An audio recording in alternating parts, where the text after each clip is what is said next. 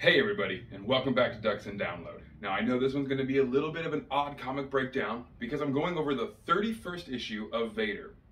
And I haven't really been covering the Vader comic that well. Why? Because I've been enjoying it so much and I got it before I even started a YouTube channel. But I'm going to go and retro back to reread and redo those comic breakdowns, probably in nice group sections, because guys, this comic is so good. This recent issue made me realize I had to start covering them for you all. This 2020 Darth Vader issue run has been brilliant from issue 1 to 31. Every single comic has at least one panel in it that I want to put on a hall of Darth Vader fame. But wow, was every panel in this comic book absolutely gorgeous. Just every scene had me enraptured and just studying between the background to the foreground. All of it was super amazing. It opens up with Padme and Anakin in a flashback kind of scenario where you can see that Vader is reminiscing on his past. While there, he is kind of playing with a what-if scenario. What if Padme had just simply agreed to be with Anakin and understood that together they could have done all the good the galaxy needed? Well, of course, that's not how the flashback ends, as he remembers what does happen and the thing he becomes, the Vader within him released through the mechanical machine body parts and the rage within his heart. Now, snap back to reality, and here we are in front of the Handmaidens. Most of the recent issues in this comic have been dealing with Vader and his trying to win the trust of Sabe and the other Amidala handmaidens. As they join Vader inside of his ship, Sly Moore, or the Umbaran as she is classically known, bald super pale chick stands next to Palpatine all the time. That one. Being the Imperial Intelligence head, more or less, she has no problem telling each one of these handmaidens why they fight, who they fight for, and where their family is sleeping right now.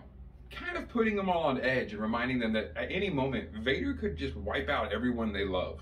But even more insidious is how Sly Moore is able to pull out what drives each of these individual handmaidens and throw it back in their face. But of course, the handmaidens will never trust Vader, as they see him as the one who killed Anakin Skywalker and Padme Amidala. So far, only Sabe has been able to put the two together and realize that Vader is Anakin. Well, amongst more talks of not trusting the Empire, and why should we, the great-grandchild of the head of the industrial clan, the Trebors, has his droid army sent out to dispatch this minor inconvenience, as he would see it. The handmaidens talk about being all alone with only Vader, and then he kind of reminds them what all alone really is. They try to get in position, and he picks them up with the Force and hurls them outside of the protection of the ship, right into open fire, saying, now you're all alone. Really showing them that, no, all alone is when I choose to not help you. They of course succeed and blame Vader entirely, saying that he tried to get them killed.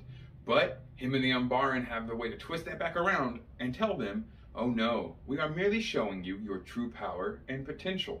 You're holding yourselves back by not letting go like Vader could allow you. The Empire is amazing at twisting people's mind into making them think that without the Empire, they can't get anything done. That was like Sidious's whole plan with Anakin. Well, to show just how powerful he really is, though, when they finally go to assault Trebor's hideaway, Vader instead takes off into the sky, cutting a transport ship in half with his lightsaber, destroying all the droids and canceling all their air support, leaving the ground forces to the handmaidens, who must deal with them. Of course, like throughout this whole comic, the handmaidens think they're being tricked as they see Vader go off on his own. Of course, what Vader is doing is going to save Sabe. Cutting through the thick walls of Trebor's hideout, he is then immediately face to face with his enemy and the person he wants to save. But Trebor is not about to let Vader easily get through him. Using a mercenary droid that we've seen in the Bounty Hunter comics, Trebor allows him to use many attacks instead of one large one, realizing that Vader can just cut his way through anything or crush it with the Force.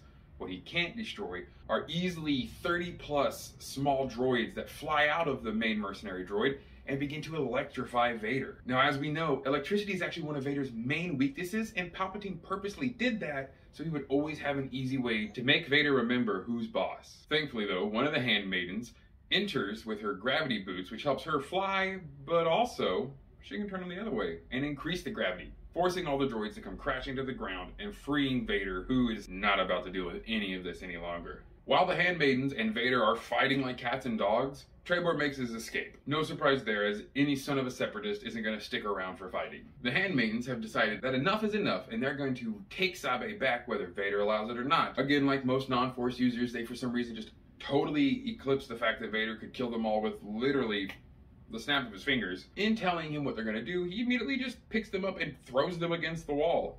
holds them there. And this is when the comic is gonna get really juicy, and as best comics do, immediately end on that note. One of the final panels is a gorgeous, almost panel for panel with the earlier one we saw of Anakin, arm outstretched, asking Padme to join him.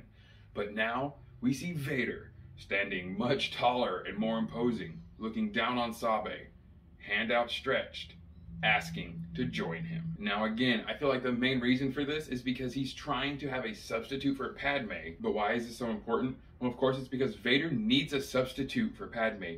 He needs to heal his heart by any means necessary, even if that means using a lookalike to simply just make himself feel better and maybe like he's won in the end. It has been an amazing comic series, and if you're a dark side fan, a Sith stan, or just a Vader fanboy, you need to read these comics. They have been brilliant. Thank you all so much for stopping by and enjoying this comic book breakdown. Don't forget to like, share, and subscribe so we can grow the community even bigger. Have an amazing rest of your day, and as always, may the Force serve you well.